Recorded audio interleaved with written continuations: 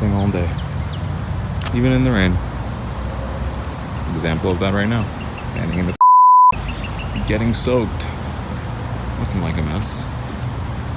But I got a Supra, so this is a trade-off. God, I'm so fucking excited for this. Needs a target top. That is for damn sure. Does definitely need a target top.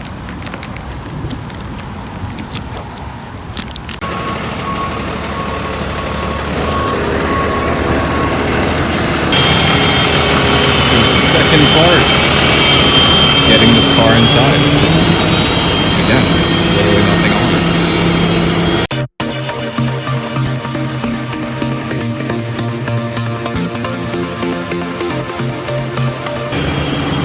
Well, you guys didn't see how hard that was, but by steering the front wheels with your feet. Yeah, you try firming that one. Finally here though.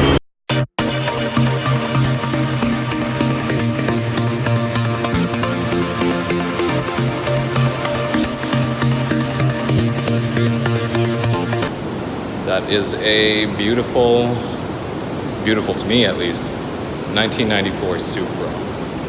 As you can see, it's a sport roof, not a target top, because that shit is not a target top. It's a sport roof, according to all these Supra enthusiasts, which is now me.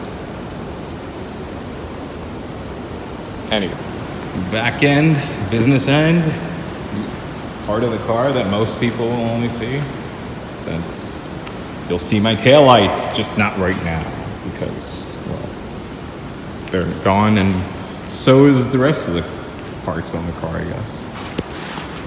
I don't know if you guys can hear me over this loud rain outside, but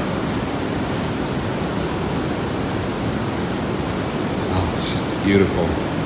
Again, beautiful to me. I know some of you might not agree with me yet, but I know all of you will when I'm done with it. Just kidding. I know people have opinions. Opinions are like everybody's got one.